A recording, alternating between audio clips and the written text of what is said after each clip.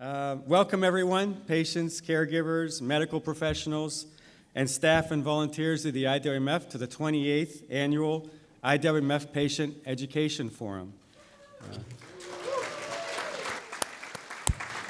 I'm the chair of the Board of Trustees. I'm a fellow patient. I've been a volunteer for a long time, and I'm now on my 20th year journey with WM. It's been an interesting journey and a great journey thanks to the help of folks around in here in this room especially. It's my distinct pleasure to welcome both the virtual in-person attendees and to recognize that this is our first in-person meeting in 4 years. It's amazing it's been that long. And the last one was in Philadelphia. And it's great to see everyone in person again, talking to each other, and just making connections. For those attending virtually, welcome to you also, and please take advantage of the opportunity you'll have to network with others throughout this weekend. So we'll be seeing you virtually, and hopefully you'll be able to communicate even with people here in St. Louis if we participate on the platform. So at this time, I'd like to recognize the Ed Forum Planning Committee, the staff of the IWMF, and especially Sarah McKinney for putting this forum together. If you're on the Ed Forum Committee or staff, please stand up and so we can recognize you. And I want to thank you for the amazing work you put into this event to make it possible and make it a great experience for all of us. The theme for this year's Ed Forum is Learn, Grow, Empower. And hopefully you'll get a stronger appreciation for that by the time the weekend is over. And you'll use it as a guide in your future with WM.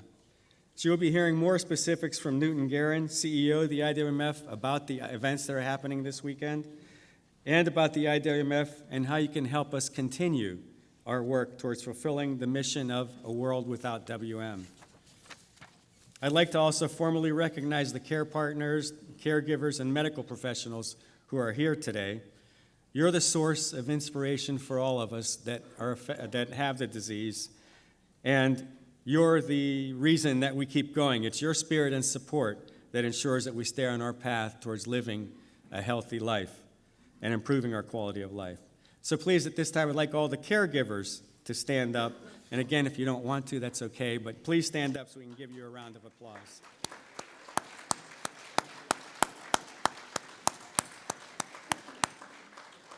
Thank you. Sometimes I think the caregiver's journey is more difficult than the patient. And I speak that from personal experience, too. So I'd like to recognize those who are attending the forum for the first time or were diagnosed in the past year, if you can stand up. First-timers? Great. So make sure, those of you that, the rest of you that are sitting down, that if you notice those first-timers, make sure as veteran attendees or veteran WMers that you'll help them out, be more willing to listen to them, because this is their first time, and they're kind of like a deer in the headlights look. You can almost see it sometimes. I know, I was there once. So we're all here for each other, so please remember that.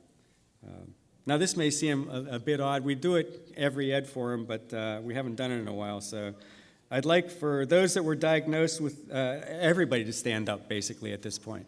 So we're stretching a little bit, okay? So if everybody can stand up. There we go. And if you want to sit down, that's okay too. But what I'd like to do is now that everybody's standing up, I'd like those that are that have the Waldenström's for the diagnosed within the past year to sit down. Not that you're not important, but I'm just trying to gauge the attendance here. And those who are diagnosed within the past 5 years, please sit down.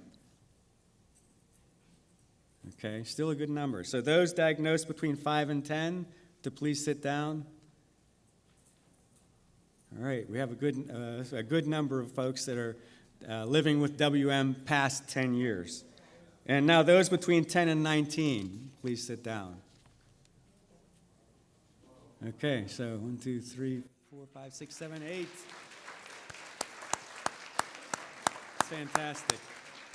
These are your hardcore veterans, I call them. So they'll especially have some keen insights for you, because you'll see as you get longer and longer living with the disease, your perspective changes, and that's okay. That's part of the process.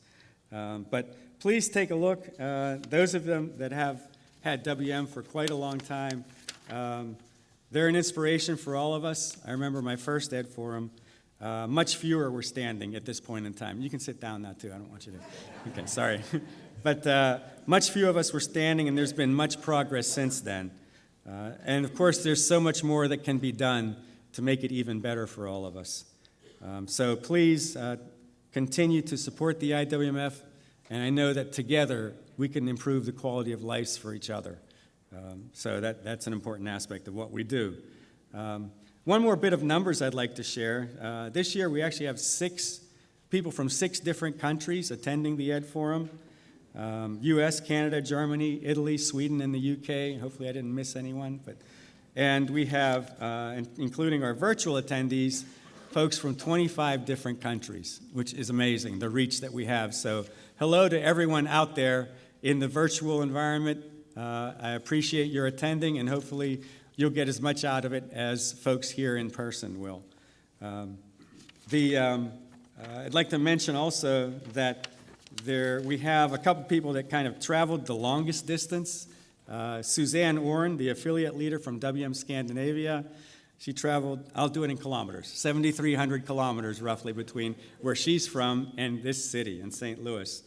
And also Dr. Ferrero, Simone Ferrero, is a Cal Career Development Awardee from Italy, and he's traveled about 7,600 kilometers based on what Google told me. So whether it's accurate or not, but that's where I'm getting my stats. And as far as virtual attendees, we have people attending from Australia, Christine Kinnear. Right now it's actually 11 p.m. in Australia, so hopefully she's staying awake for this. And from Singapore, we have Bao So Chan. It's 9 p.m. in Singapore now, so that's about 15,000 kilometers away. So it's amazing the reach we have. And as Carl Harrington used to say, or still does actually, the sun never sets on WM research, and I'd like to add to that, the sun never sets on WM support also.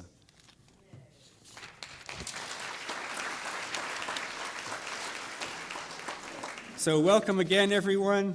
Please enjoy yourselves. Enjoy the rest of the day with the presentations. And I'd like to turn it over to, for the rest of the Ed Forum, I'd like to turn it over now to Newton to kind of kick things off for us and get the session started. Thank you.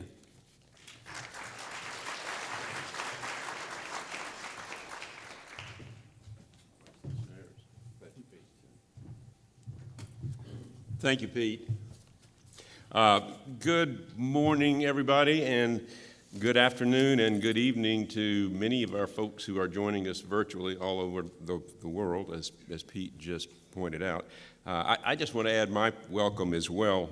We have all been looking forward to this event for, over 4 years, and we're thrilled that we have almost 1,000 participants with us, about 180 here in St. Louis, all of you folks in the room, and another 800 joining us virtually. And of that total, 326 are first-time Ed Forum attendees. So we want to offer a very special welcome to each of you. We're really just thrilled that everyone is here. I just have one quick reminder, and that is to please take a look at each other's name badge lanyard colors. Mine's green. And remember that green lets you know that hugs and handshakes are okay. Fist bumps are okay for yellow.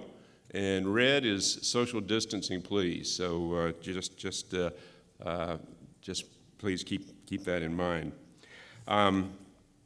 I would like to acknowledge our 2023 Ed Forum sponsors, and a special thank you to our title sponsor, Beijing, along with our contributing sponsors, American Association for Cancer Research, Cancer Today, Selectar Biosciences, healthcare IT leaders, the Leukemia and Lymphoma Society, and Pharmacyclics and Janssen Oncology. So what can we expect for the next 3 days? Well, we're going to hear from a number of expert presentations, including some quality of life topics. We're going to have opportunities to share amongst ourselves and learn from each other. And we're going to have some fun along the way. So to get us started this morning, we're going to meet 2 of our 2022 IWMF research grant recipients who are here to tell us a little bit about their work. Over the last 10 years or so, we have seen substantial progress in basic biomedical research that has led to dramatic improvements in clinical care for Waldenstrom's macroglobulinemia, leading to what some even describe as unbelievable outcomes. So to achieve IWMF's vision to support everyone affected by WM, to improve patient outcomes while advancing the search for a cure, we were proud to offer research grants in 4 different categories. And, excuse me, we all recognize the importance of funding to support career development of next-generation researchers for WM. So with that in mind, in 2020, we added the Robert A. Kyle Career Development Award Program, which recognizes the 50-plus years of Dr. Kyle's impact to the field of plasma cell disorders and WM. Each of these awards are for a total of up to $157,500 over a 2-year period. And we're currently funding 4 of these Kyle grants.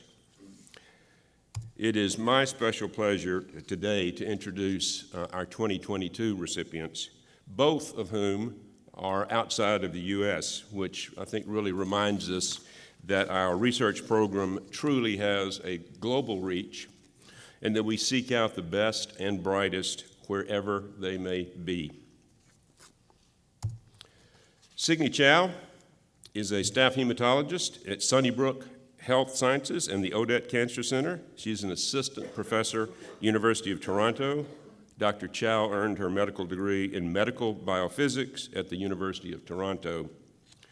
And we would like to thank the WM Foundation of Canada for their financial support of this project. So, ladies and gentlemen, Dr. Signe Chow. I know she's out there.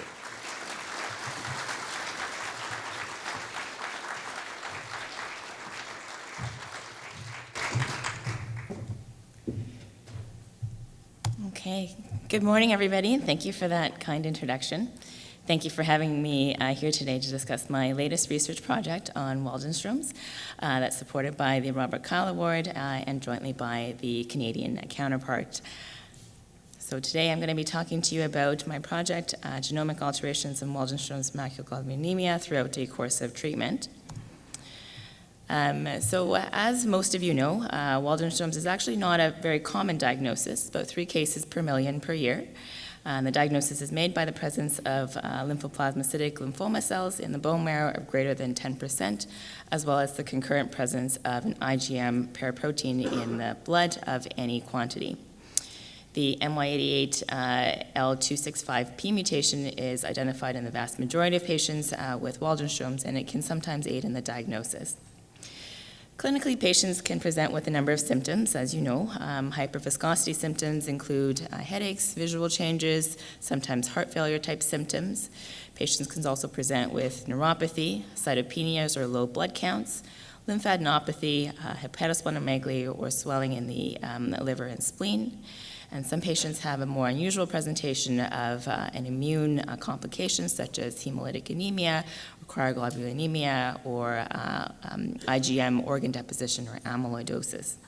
And some patients actually come to us incidentally having not had any symptoms at all, but having had the presence of the IgM protein discovered in their blood kind of accidentally. So, as you know, not all patients need treatment right away, and there are certain indications for treatment, most of which relate to symptoms. So symptomatic hyperviscosity symptoms, immune complications like we discussed. Typically, patients are treated with a combination of chemoimmunotherapy or BTK inhibitor. Those are our general first-line treatment options. And the other drugs that I've listed here, proteasome inhibitors, BCL2 inhibitors, tend to be used more in clinical trial settings or further down the road for second or further subsequent line therapy. And the mutation profile of Waldenstrom's macroglobulinemia, which we don't always have at the time of diagnosis, may affect the treatment response, and that's what that's what part of my research is focused on. So, the origin of Waldenstrom's is thought to be a post-germinal center IgM memory B cell that has undergone somatic hypermutation, but has not undergone class switching. So basically, we think it comes from a B cell that it's undergone some of the normal steps in becoming an antibody-making cell, but has not completed that process, and that's where the cell has gone, where the machinery has gone awry to create Waldenstrom's. Most Waldenstrom's is preceded by an IgM MGUS, and I believe we'll be hearing about some research in that field as to, what causes the progression from an MGUS to a full-blown Waldenstrom's with clinical manifestations. In Waldenstrom's, the mutant MYD88 is thought to promote the cellular pathway NF-kappa B activity by binding and activating BTK, which is shown, I'm not sure if you can see my cursor, but it's shown up here in the top of the cell membrane. That's the target of these two drugs here, the BTK inhibitors. So this sustained cell survival in Waldenstrom's, and possibly also in other lymphomas, allows the cells to proliferate and grow. So, like I mentioned, MYD88 is the most commonly mutated gene in Waldenstrom's. It comprises 93 to 97% of cases. And within that group, that majority, a lot of patients have CXCR4 mutated as well. And if they don't have that change, they often have a chromosome 6 change. Through slightly different pathways, both of these genomic changes contribute to the stimulation of that NF-kappa B pathway that I talked about and allow for the Waldenstrom's cells to grow and proliferate. A minority of patients, about 3 to 7%, do not have an MY88 mutated gene, and they have a bit more of an unusual clinical course. So there's an increased risk of a disease transformation to something more aggressive. They have a shorter overall survival and outcome when compared to patients that are MY88 mutated. And they have kind of a reduced response to our classic agents, and specifically to the BTK inhibitor. We think that's because there are mutations that occur further down the cellular pathway that are activated in spite of sort of using a BTK inhibitor. So the BROM study is a study that's being run out of Canada. It's a phase 2 single-arm study, and it's looking at the combination of chemoimmunotherapy, bendamustine and rituximab, and adding a BTK inhibitor, acalabrutinib. The goal of the study is to look at how this powerful combination works in patients with newly diagnosed Waldenstrom's. So this would be their first-line treatment, and just looking at their progression-free survival, overall survival, etc. The combination, the preliminary results are very promising. Dr. Neil Berenstein is running this study, and you can look at it through clinicaltrials.gov. So the goal of my research, however, is to study the genomic changes in Waldenstrom throughout the course of this study.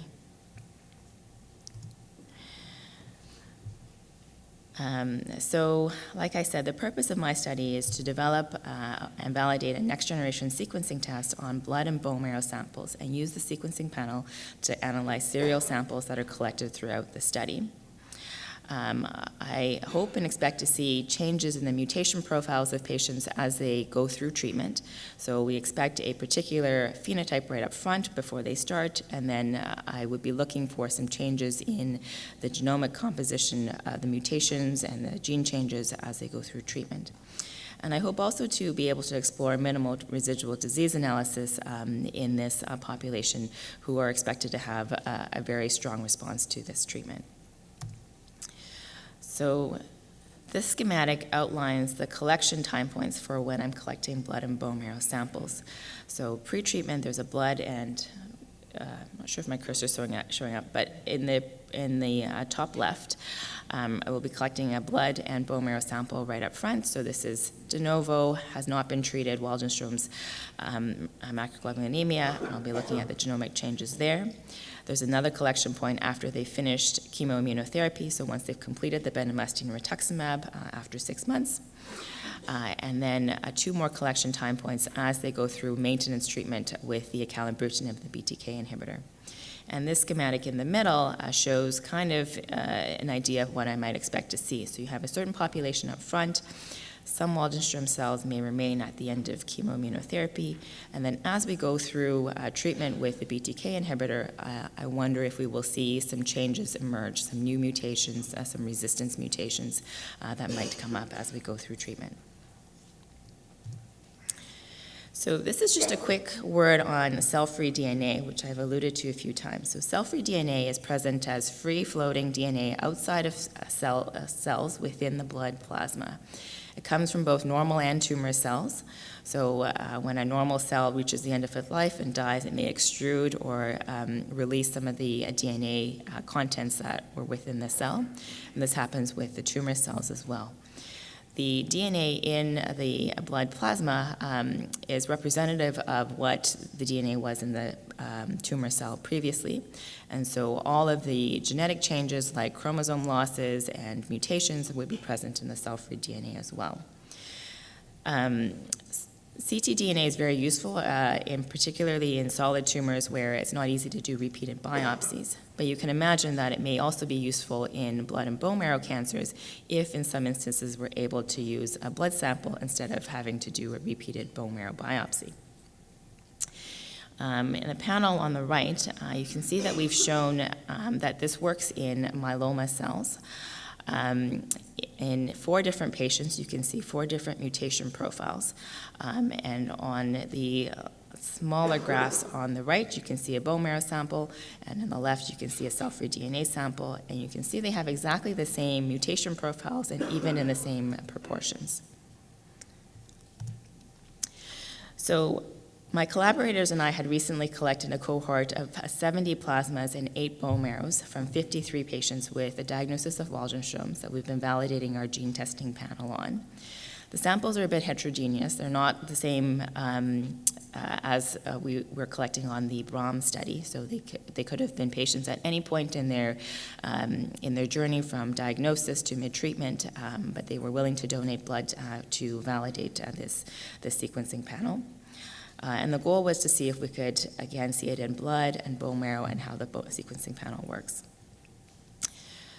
So we validated our test initially on the cell lines. These are two cell lines that were developed from Waldenstrom's patients that are used widely in Waldenstrom's labs. And this is a visualization of next-generation sequencing data. So the way next-generation sequencing works, you have a genome that's broken up into many small fragments, and these are all sequenced in parallel, which is how you can get a genome sequence now much more quickly than you used to be able to. And then each of those fragments is called a read. Computationally, it's mapped to the reference genome, which is what we show on the bottom down here. And this is the MY88 gene. This is chromosome 3, and it's just a certain section of it. And you can see in the blue bar on the bottom, what's happened here is that there is a nucleotide change. It's normally supposed to be a T, and it's changed over to a C in about half of the genome, so about 50%.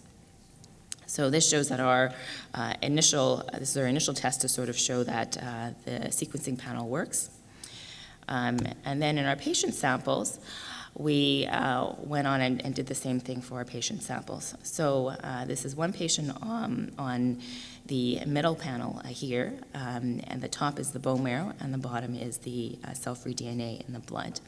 And you can see the same mutation both in the bone marrow and in the blood, and this is, of course, your classic MYD88 gene mutation.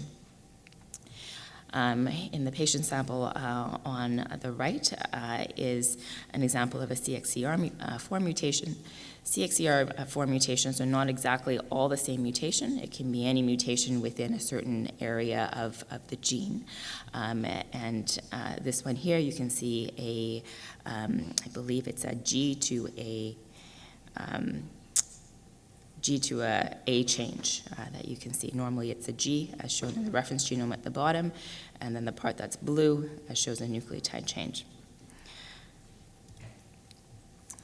This is a plot to visualize copy number changes. So all of the chromosomes here are lined up end to end, 1 to 22, with chromosome X on the end. And normal, having 2 copies of it, is right in the middle where you see that blue straight line. And you can see in this patient's sample, the bone marrow on the top has a chromosome 6 change. So there's a 6p gain, so one armor of chromosome 6 is increased, and then there's a 6q loss as well. So that one has lost a copy. And you can actually see the same thing in the blood plasma on the bottom. It's a little bit more subtle, and it's really helpful to sort of have that reference bone marrow to know what you would be expecting to see. So it does work in the copy number changes. They do work with our technology, our panel. This is a summary of some of the results we have so far from the paired bone marrow and plasma samples.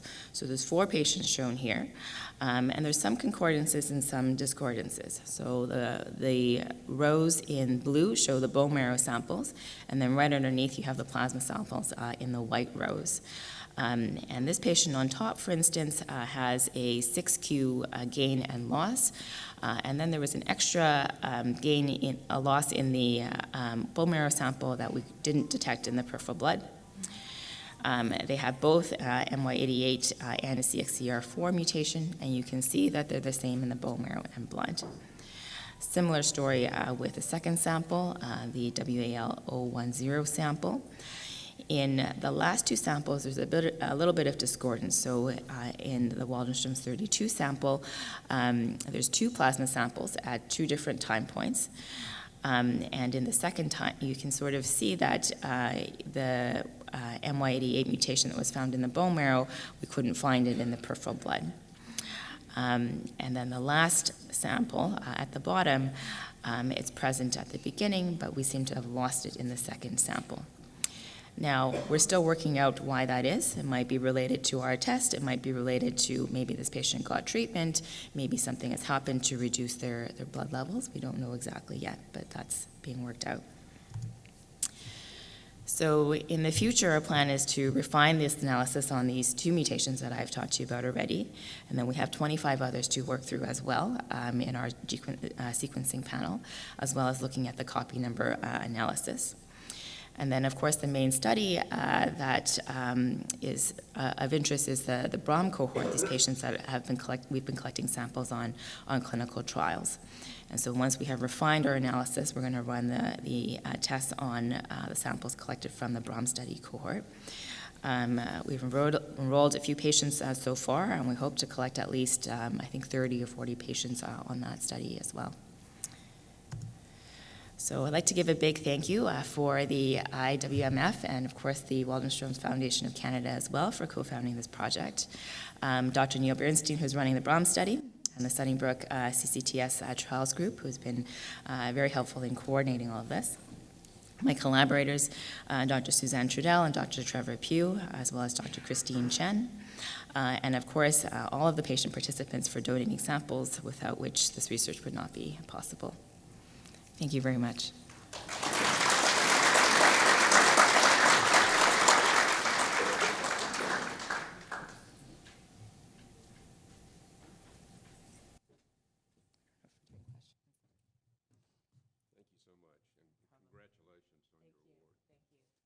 I'll go ahead and introduce Dr. Simone Ferreira, Assistant Professor of Hematology at the University of Torino, where he leads a translational research group in the hematology laboratory. Dr. Ferreira earned his medical degree at the University of Torino and completed fellowship training at the University of Munich and the University of Kiel. We would like to thank Pharmacyclics and Janssen Oncology, see a couple of their folks over there on the right, for their financial support of this project. It is my pleasure to introduce Dr. Simone Ferrero.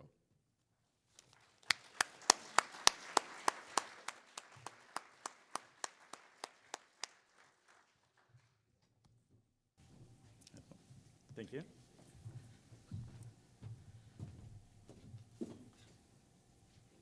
So good morning, everybody. It's an honor to be here, and thank you for the kind invitation. I'm looking forward to my slides.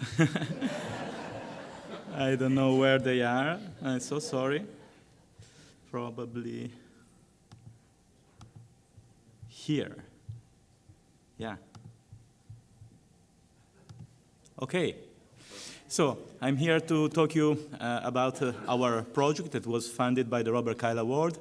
The title is A Multi-omics Approach for Deciphering the Mechanism of Progression in Premalignant IgM Gammopathies. So quite a complex title. I work in Torino, and Torino is here in northern Italy. Of course, we are talking about lymphoplasmacytic lymphoma, that, as you know, is quite rare in the universe of lymphoproliferative diseases.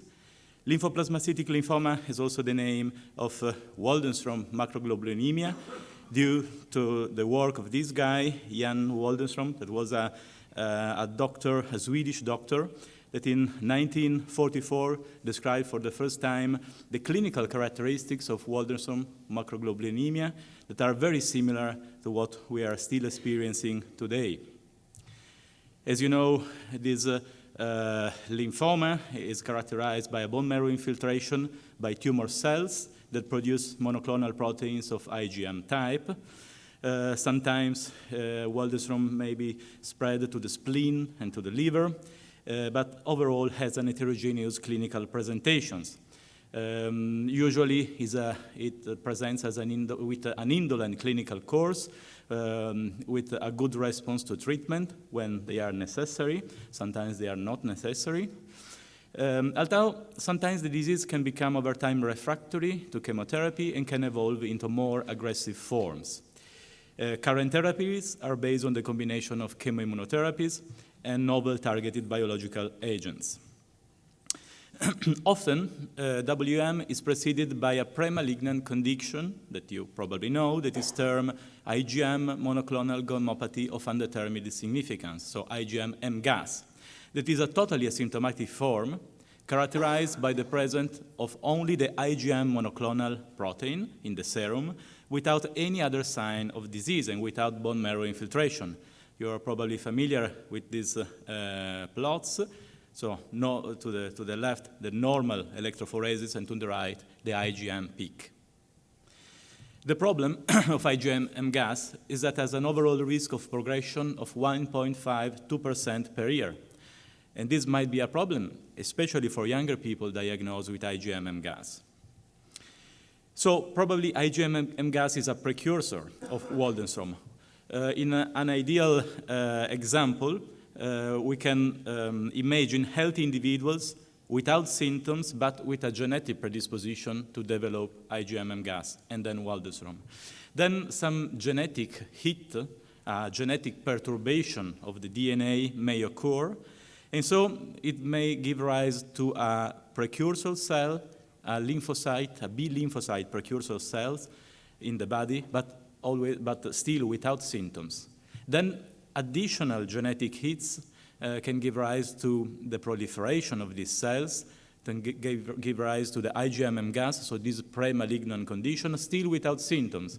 And finally, by the accumulation of genetic hits, these cells proliferate, giving rise to the overt malignant disease that we call Waldenstrom macroglobulinemia. And this is characterized by symptoms.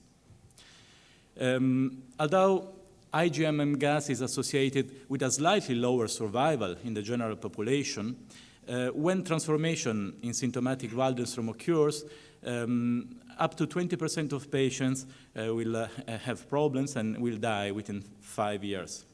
So what we don't know still is the biological mechanism that is driving the progression of this premalignant condition, IgM MGAS, to symptomatic Waldenstrom. And so this is the study design of our project. It is a multi-omics project.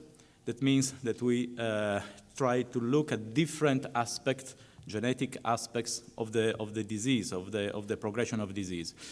We have already studied a group of patients and follow up these patients for almost 5 years. Some of these have IgM gas, some of these are asymptomatic Waldenstrom, and some of these are symptomatic Waldenstrom. Some of these patients till now have no symptoms. Some of them experience a disease progression and then a treatment, and some of them experience a secondary malignancy, that is a second tumor, a different second tumor, for example, colon cancer or lung cancer. We already collected in a previous study biological samples, that means bone marrow aspiration, peripheral blood, and plasma at the baseline and then at follow-up. And what we are going to do in this present project is to use the leftover of these samples to study both the DNA in order to find different genomic alterations, to study RNA, so the expression of particular genes in these patients, and then finally to explore the mutation that occur in healthy, in normal cancer, in normal cells of the body, not in the Waldenstrom cells, that might contribute to the progression to Waldenstrom. In particular, the first task is the identification of DNA alterations responsible for the transformation into malignant tumor. Especially, we are going to target 2 tumor suppressor genes. These names are PRDM1 and TNF-AP3 genes. It is not important for you. But what is important is that we are going to study in diagnostic bone marrow samples that we already have in our fridges, and we use a highly sensitive technique that is named droplet digital PCR. This will be conducted in the University of Torino. Then, task 2, that will be conducted in collaboration with the University of Ghent in Belgium. We are going to identify the junk DNA alterations that might predict disease progression through a microRNA characterization. What does it mean? We know that about 98% of human DNA in past was considered junk DNA. So DNA that was devoid of relevant information and somewhat useless for human organism. But today, we know that this large part of the genome is actually fundamental and could hide the key of cancer progression, could hide the regulation mechanism that regulate the 2% of the coding genome.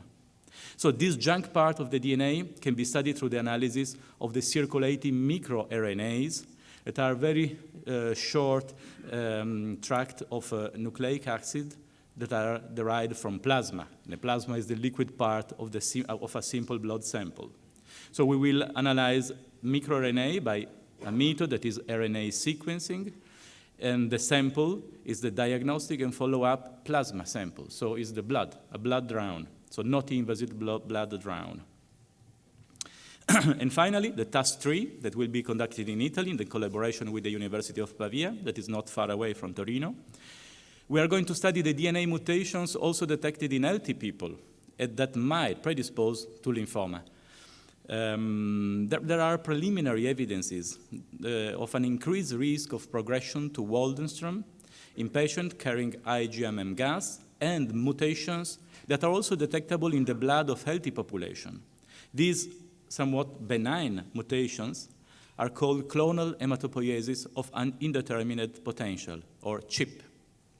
This mutation could promote an inflammatory state, favoring the progression of the disease, and influencing also the risk of development of secondary tumors.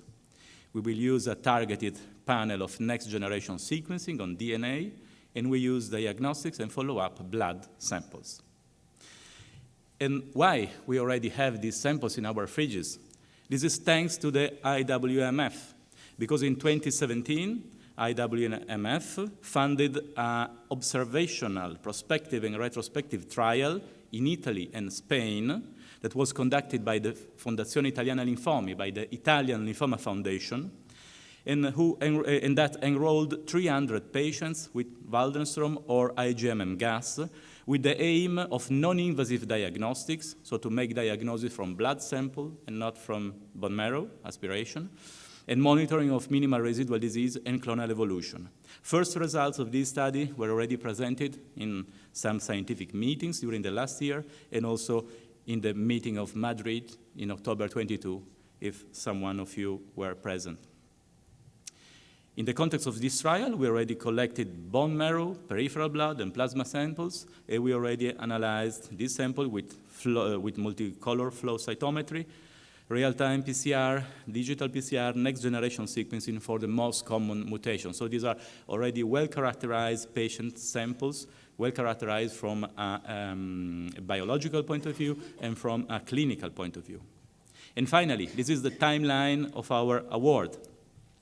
We had the award notification in the July 22, after assignment of contracts that is already always very heavy and difficult, at least in Italy.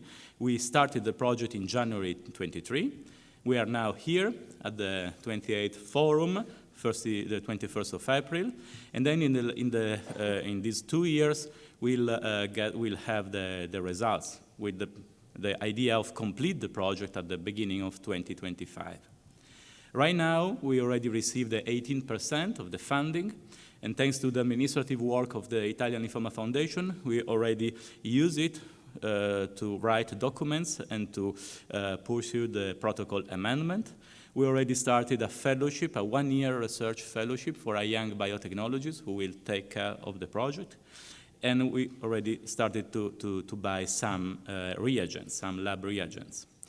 Up to now, 7 out of 14 Italian clinical centers, so the half of the centers, have already approved the biological amendment of the trial. We are collecting the 5th-year follow-up blood samples, so we are recalling these patients to collect another blood samples at 5 years follow-up. And finally, lab experiments are already ongoing in Italy and will start soon in Belgium in May. And these are the acknowledgements, first of all, to the IWMF for the Robert Kyle Career Development Award. Thank you very much. And these are the acknowledgements to all the people who are working in this project. First of all, our wonderful group, clinical and biological group in Torino, in the University of Torino, to the Italian Lymphoma Foundation, to the University of Ghent, to the University of Pavia, and all the other funders. Thank you very much.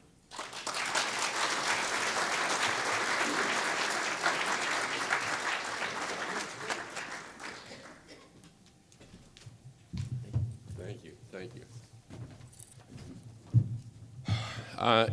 I would just like to say to both Signe and Simone that you certainly represent the best and brightest out there, and for all of us in this room and joining us virtually, you've given us a sense of confidence that the future of WM research is in really, really great hands. So congratulations to both of you.